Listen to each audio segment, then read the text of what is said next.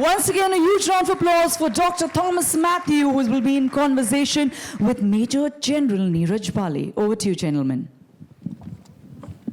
Good morning. I am beginning to think that half our thunder has been stolen by this young lady, and maybe we should just leave now. Delighted to be here for the second year in a row. Last time I was here to talk about my book. Today it is my absolute pleasure to talk about an icon with an iconic author. First of all, she's already spoken about Ratan Tata, but I would say the most important part about Ratan Tata was not that he was creator of a lot of wealth, not that he himself was wealthy, not that wealthy, but the fact that he gave Tatas something that most corporate entities would die for, but they don't have: a sense of ethics. It's a very strange word for the world of business, but it's a true word. He's a man who once turned down a deal of 1,000 crores worth of mineral rice because he didn't want to pay X amount, a tiny amount for you know what. Those of you who remember when he passed away last year on the 9th of October, the amount of tributes that flowed in appeared absolutely heartfelt, both from India and abroad. And it gave you a little measure of the man who Ratan was. Now, to discuss this seminal work, I have Dr. Thomas Mathew, who knew Ratan Tata for more than 3 decades, and came to write this book by a very happy coincidence, which he might talk about that. How much has he been passionate about this project? You'll get an idea from the fact that Dr. Mathew has elsewhere spoken of the fact that he spent 75 lakh rupees of his own money while conducting the research. This book is huge, both in terms of quality and the number of pages. And some people have called it an hagiography, a book which only praises something that Dr. Thomas is aware of. But then his, I suppose, argument is that when you're talking about a man of such sterling character, maybe the flaws are very few. He's already been introduced, but I also want to add a little. He's a retired IAS officer. He's worked in several ministries, including the Ministry of Defense, part of which is the Army, the Industries, the Ministry of Finance, where he actually met Ratan Tata. He's been additional secretary in the Rashtrapati Bhavan, where he again met Ratan Tata and wrote 2 of his 4 books while being there. And he's, besides being a PhD in international relations, he's also a law graduate. All right.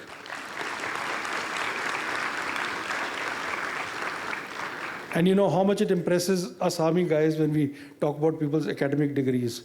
I was in class 11 when I joined the army. Okay,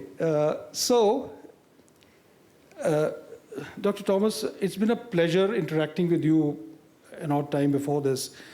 You begin this great book by discussing a very dramatic occurrence which happened in the November of 1916. That's in the middle of the First World War. Events that finally led to who became Ratan Tata, who was not even born at that time. Please recall to us how a German torpedo that slammed into a ship changed the course of history and gave us Ratan Tata. Thank you very much for those questions. But before I begin, I think I need to thank Mrs. Madhu Chitkara for having invited me to this vibrant university. I see you guys with so much of energy, notwithstanding the energy of Mad Madonna. I think you have it more than her. So I think you need to applaud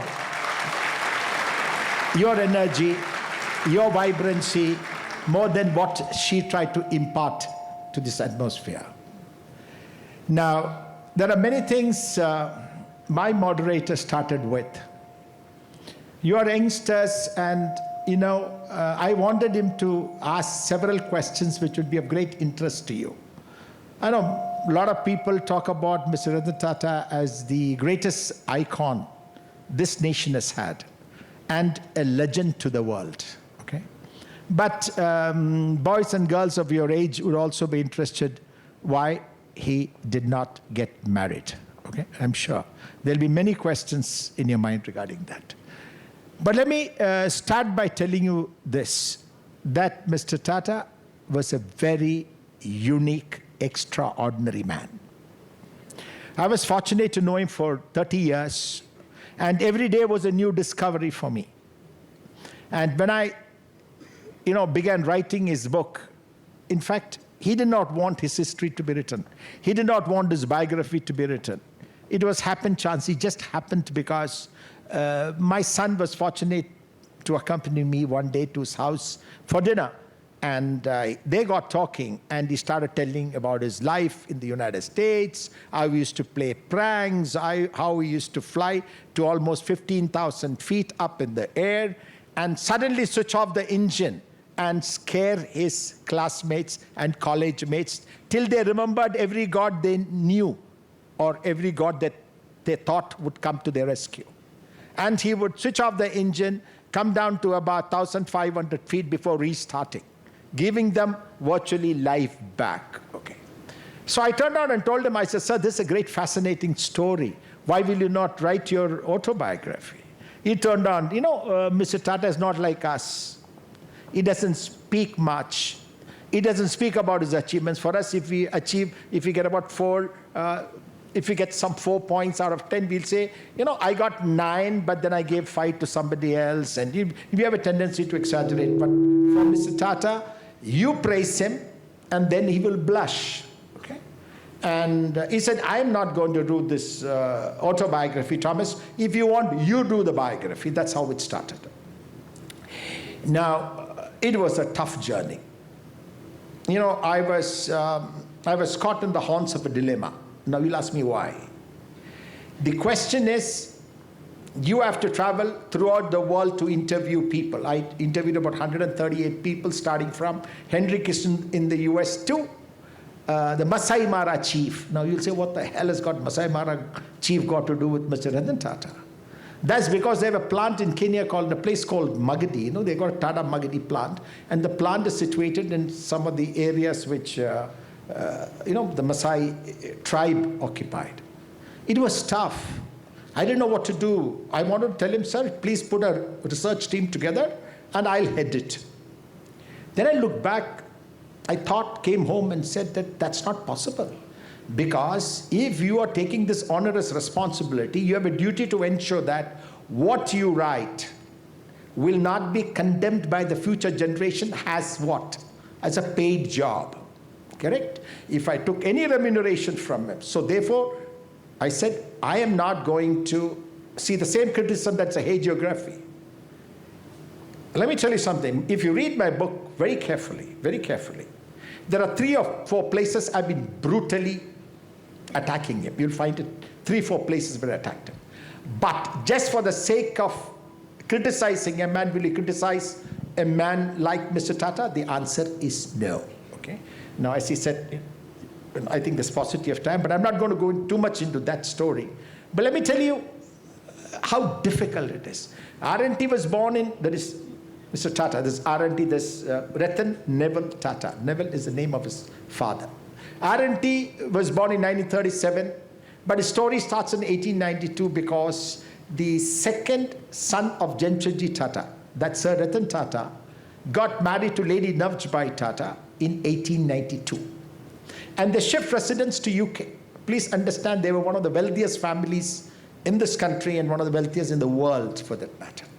And they stayed in a place called York House, shifting residence in 1906, which once belonged to Louis Philippe Robert, the great-grandson of the last king of the French.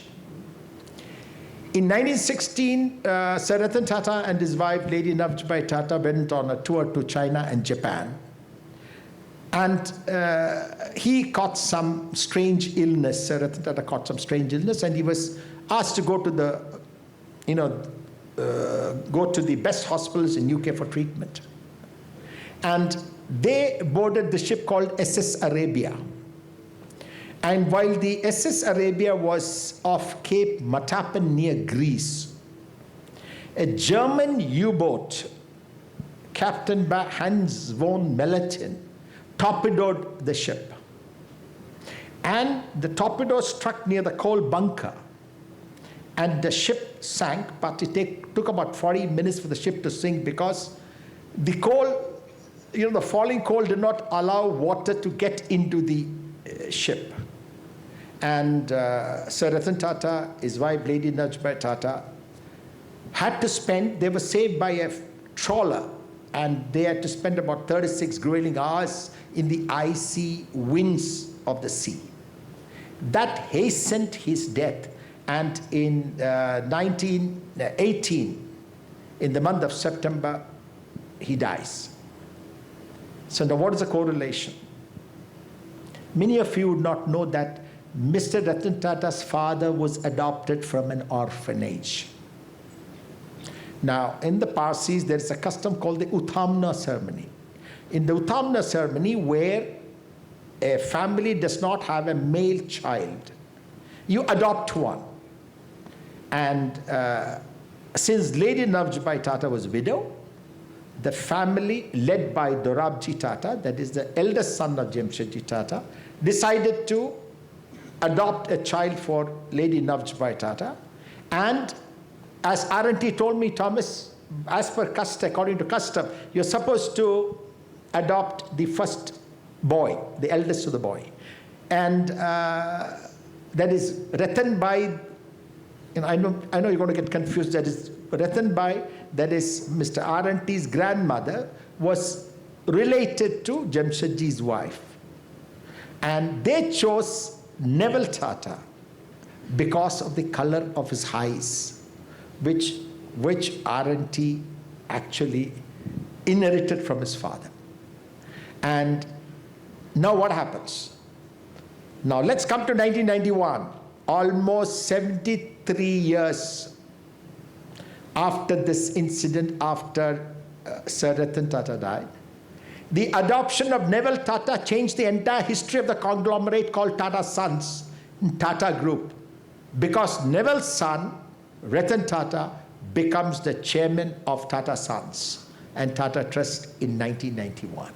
So can you imagine a torpedo near Greece, Cape Matapan? It will change the history of this nation in many ways. And what the Tatas are today, it's only because of RNT. On that, I will explain a little later. Thank you. That's most fascinating. Most of us understand that the impact our upbringing has, the childhood and the upbringing has, leaves a very indelible mark on our minds. Maybe all of you are yet to understand that as you grow up, but people like me, we look back and say, some of us say, I wish I had a different background, a different upbringing, maybe I would have done better, etc., etc. But the fact is that your destiny and what you will become is largely in your own hands, and I'm about to ask a question based on that. Mr. Ratan Tata came from a broken home where there was a lot of turbulence, and yet he grew up to have the qualities of kindness, meticulousness, generosity, and an overriding sense of morality. How did this happen? Interesting question. Now, I need to take you back to setting of the 1930s after RNT was born, for you to understand the context and the quality of the man. Okay? Can I have slide number 1, please? Okay. Now, I'm going to tell you something about RNT's character. Now, why am I showing this? This is the photo of York House in London, where Sir Ratan Tata and Lady Neeraj Tata lived. And that is a party which was held in 1911, 1912, where an Indian holds a party and you have almost 1,500 guests in that party. And King George and Queen Mary also attended these parties. Now, Why am I saying this? RNT grew in wealth. He lived like a prince, but hated opulence. If given a chance, you would like to drive your father's Merc or your Audi to show off. I will come to a paradoxical concept in the mind of Mr. Tata. He lived in a house called Tata House, which at that time was perhaps the best house in this country. It had the first lift in Mumbai. Now, can I have the next slide, please? Now, this is the entrance to his house. Go on to the next. The next one you will see is the library. These are all photos which you would otherwise not see. Go on to the next, please. Okay. This is the luxury in which he lived. Okay, go on to the next. All right. This is a car called Delage. It's a French luxury car. Go on to the next, please. This is a Phantom 2. Now, they were so rich that his grandmother used to send him to school in these cars, but he was ashamed to travel in these cars, so therefore he walked back from school and let the chauffeur drive the car back home. Now, he lived in, so you can imagine the level of humility of that man. Would we do it? We would not do it. You hear in many situations where the youngster, 17-year-old boy, gets drunk, drives his father's Merc, runs over people. But now, when you look at RNT, this is the kind of quality which you see in him. And please understand, some of these cars, your engineering students, they are 12-cylinder cars. It's almost like Franklin D. Roosevelt's Sunshine Special, which could take up to 10 people. RNT lived in luxury but hated opulence. I mean, if there was time, I could have shown you, big, instances of where RNT abhorring luxury, where he lived like an ordinary man. It will be very interesting for me to tell you some stories. When you go to his house, I could walk into his house even without an appointment. So every time you walked into his house, and if it's lunchtime, you'll be astounded to know you will see him sitting and having lunch with his cook's daughter. Can you imagine? That's the level of humility. And if I went during lunchtime, you would expect him to order from Taj, probably, the most fascinating of all the dishes you would have ever eaten in your life. But that's not true. He used to tell his page, he used to tell his help, his man Friday, he says, run across, and there's a very bad old pizza house, okay? He used to get pizza, French fries, and Coke from opposite his house. That's the level of humility.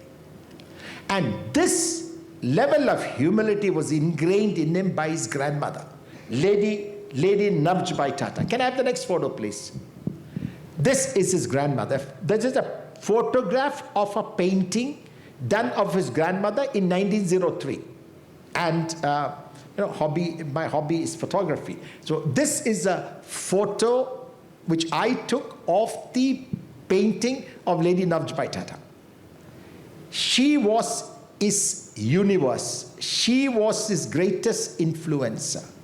And she taught him and told him one thing, that you should have the courage to say sorry. She even said sorry to her servants. She said sorry to anybody when she found that it was not their mistake but your mistake. She used to say sorry to Mr. Tata and say, I am very sorry, I thought I was doing the right thing.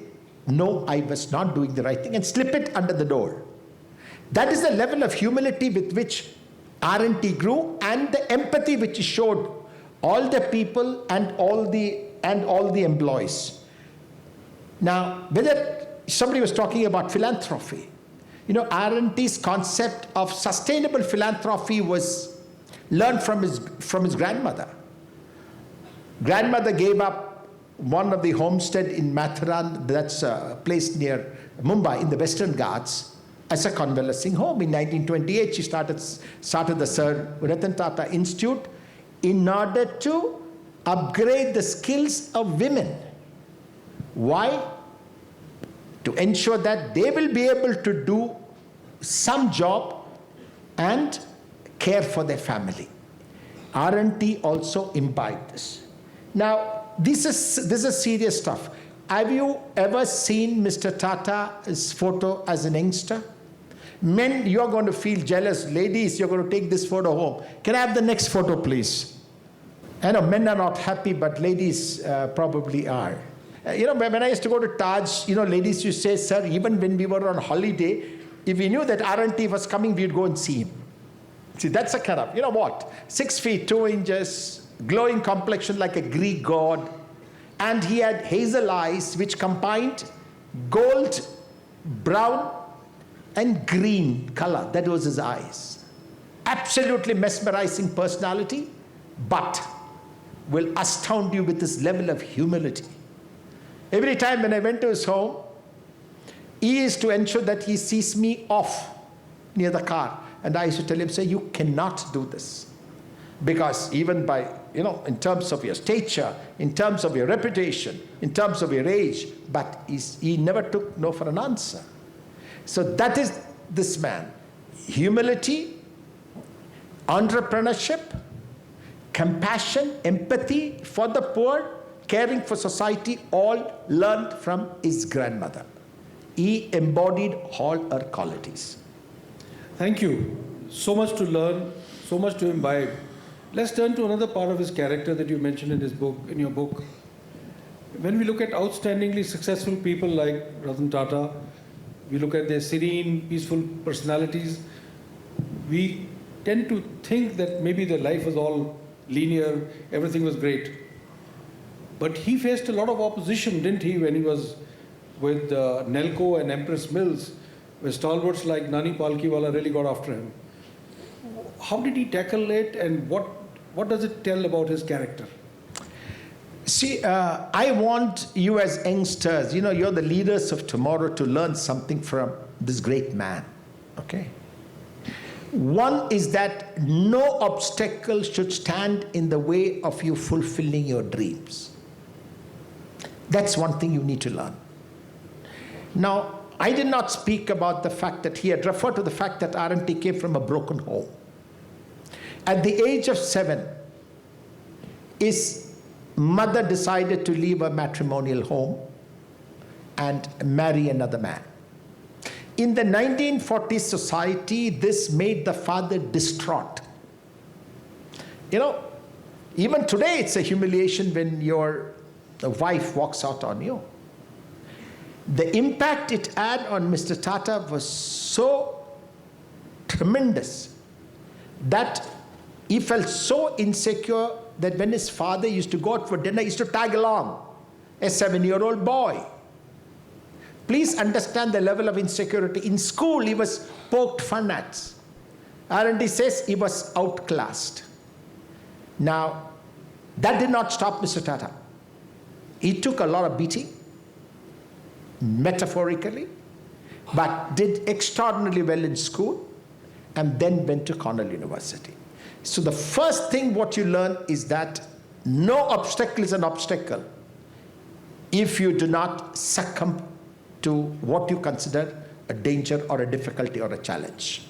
Now, he was talking about the fact that R&T was initially given, the responsibility of a company called Nelco, which makes radio, and another company called Empress Mills. Both of them were waiting to die. Now, people asked, why was he given these two companies? He himself says they wanted to break me, or they wanted to test me. But he doubled down, and he came down hard, worked hard, and said, I will make it succeed. Can you imagine? He was only about 28, 30 at that time, or 40. Not, this is 1971.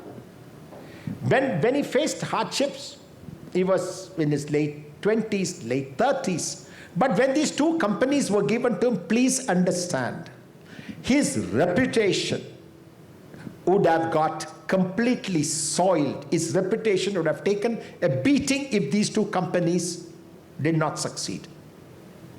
but he strove hard. And Nelco is still a listed company, and I know you guys are from the business management school over here. You will understand what listing is. But when it came to Empress Mills, the opposition from Nani Palkiwala was so strong that despite the fact that the IDBI was willing to finance the company, it collapsed because they did not give him a bridge loan. He fought hard, despite the fact that these were very trying moments for him. He had said on many occasions, I learned through my experience in these two organizations. So when you talk about Mr. Tata, it's not life of roses.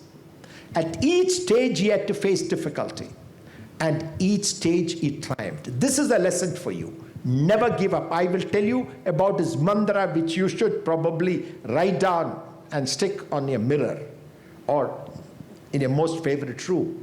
And that is what he followed, and that's what he succeeded against the biggest of odds. Please, sir. All right, so to make sure that we cover some more important anecdotes, stories, or his character during the little time that we've got left, I would just tell us briefly about two things. One is his response to the 26/11 attacks. What was his response to what went on in the iconic Taj Hotel in Mumbai? That's one. And two, in a wonderful chapter called The Empire Strikes Back, you talk about his acquiring the Jaguar Land Rover, Chorus, and so on and so forth. What was the underlying thing? I think that should really motivate the people here. What was the underlying thing? So these two questions, please. Okay, but these are very loaded questions. Okay. 26/11 brought out the deepest empathy he had for people, number one. Number two, I'll give you a couple of instances which will show you what kind of personality Mr. R&T was. I'm sure all of you would have heard about 26/11, correct? Yes or no? Come on. Okay, great. Now, there was this attack on Taj. There was attack also in Oberoi's. Okay? Many people died. But R&T did not confine extending the Taj Welfare Trust benefits to only people of Tata companies. He said no. It brought out something amazing in that man. They reached out, for instance, to Shaunak Chamburkar. He was a bell captain in Oberoi Trident in Mumbai. He was shot dead. I interviewed his wife Anjali. She told me, sir, the day my husband died, I thought the whole world had collapsed. One daughter, the mother was suffering from paralysis the mother was suffering from Alzheimer's and the father from paralysis. As soon as they heard about Chamburkar's death, the entire family collapsed. And she was not an educated lady, and she was not working anywhere. Taj Welfare Scheme reached out to her and said, we will support you till you are alive. We will support your parents or your father-in-law, mother-in-law. We will support your daughter and see that she does what she wants in life. Anjali was given training as a beautician. The entire pay was being paid by Taj Welfare Trust. And the girl child wanted to be an air hostess. Tata said, we will pay for it. Trained to be air hostess. She became an air hostess. After she became an air hostess, she said, I want to be a pilot. The Tata Welfare Trust said, okay, go ahead. We will finance your training. And today she flies you. So what did actually R&D do? He fixed broken homes, mended destroyed dreams, and literally and metaphorically gave flight to their dreams. This is what he did. And I met Anjali over an interview, 3, 4, 5 hours. At the end, you know what she told me? She says, I have not seen Bhagwan. And she said, But, she said something which was incredible. And I had to write in the book, and R&T was very angry. He said, why would you write such a thing? He's talking about hagiography. She said it on record to me. How can any Bhagavan be better than this? Now, what do you do? So I told her, and there's another story. R&T said, you can't write this. I said, no, I'm sorry, this is an independent work. You didn't pay me for it, nor will I take anything from it. It's an independent work. You gave me access. Because if I listen to you, then the true story of your personality will never come out. I mean, let me give you another instance. I know Asab, this Kasab who was hung, who had sent to the gallows. He had killed, the sweepress's husband, the janitor's husband in Kama Hospital. Okay? And I interviewed her. And she became a widow at the age of about 24, 25. So she was psychologically tested. She was very agitated. She was having a lot of medicines to calm herself. So I asked her, Madam, आप बताइए Tata साहब के बारे में तो मैं लिख सकता हूँ. So she went on. He says, then she got up and said, ये मेरा भगवान है. So I said, Madam, okay, but how can I write this? Kaise likh sakta? You know what she did? She threw the bottle of water which was on the table and she walked off. And she said, Aap pagal hai kya? And I had to go and pacify her. It took me 45 minutes of pacifying. He said, Aap kya jante ho? Her son saw his father being ripped into two. And the Tatas looking after the entire family. He says, what would I have done? She said. She says, you go to temple to see gods. Would any god do this? She asked me. So I had to say yes. And when I added this in the book, R&T took exception to it. He said, no, you cannot write. I said, sorry, sir, I have to. Because she almost beat me up. And one more instance where the real empathy comes out, because that's only through which you will understand personality. There's a lady called Sunu Verghese. Her husband called Verghese was again shot dead, riddled. He was a waiter in Wasabi, a Japanese restaurant in Taj. So after this incident, R&T invited or got all the families of those people who had suffered to Hotel President. And he met each one of the families. So Sunu, her son Wesley, and Reinal, and came to meet R&T. And meeting R&T is like meeting God for people, for many people, because that is what he symbolized. So there was this Mr. Krishna Kumar, who was also in charge of the welfare of the Taj Welfare Trust. Then you had another person called Bixen. At 10:30 in the evening, after she was the last person to be ushered in. She told me in an interview, he said, sir, when I was ushered in, I saw Mr. Tata, about whom my husband, who's a trade union leader, almost spoke about as his God. So she told Mr. Tata that I am going, my world is destroyed, I have nothing, more to look forward in Mumbai. Both my children are going to be orphans now. So R&T turned around and said, now, no. You belong to the Tata family from now on. We will not let you die. We will look after you. We will look after your son. We will look after Verghese's mother as if he were alive. So his pay goes to the family. And more interesting, there was this boy called Reinal, okay? Youngest son. His father used to say, you should become a chef after passing out from an institute. In Aurangabad, there is a hotel management institute, which is supposed to be the best.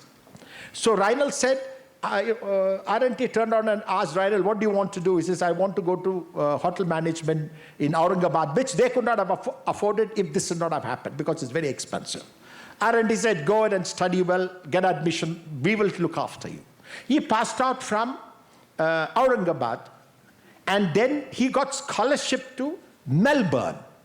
And he wrote a letter to R&T saying that, Honorable Sir, this is what it is, and I've got admission, but I don't know if I'll be able to go. I'm short by 10 lakhs. R&T wrote a check and said, go boy. So today the boy is a chef in Melbourne. And Sunu Varghese goes to Melbourne and says, I live like a queen today. And before she left, with tears in her eyes, she said, again, similar story.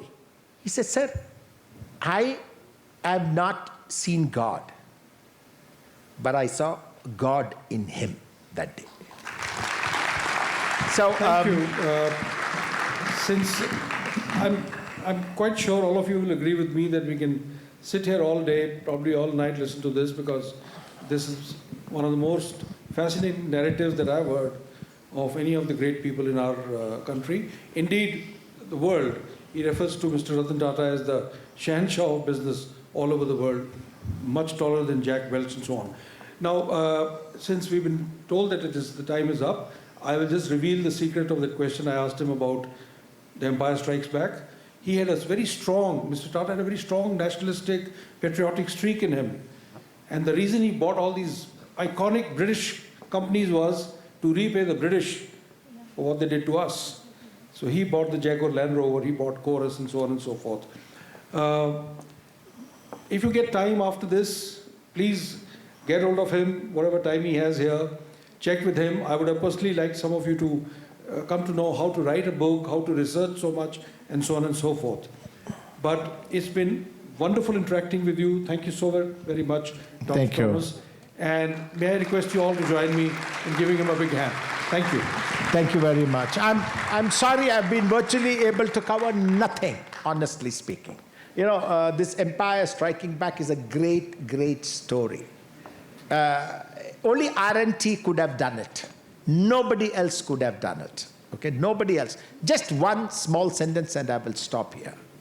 He bought this company from Ford Motor Company. Ford Motor Company was 6 times larger than the entire Tata Group. And a person called Bill Hayden, who was sent by Ford Motor Company to UK to rectify this, said that these cars are not bad, but they're horrendous. And it was called sardonically as the English patient. But R&T had the courage to turn it around. And that's his great man. Thank you very much for this opportunity.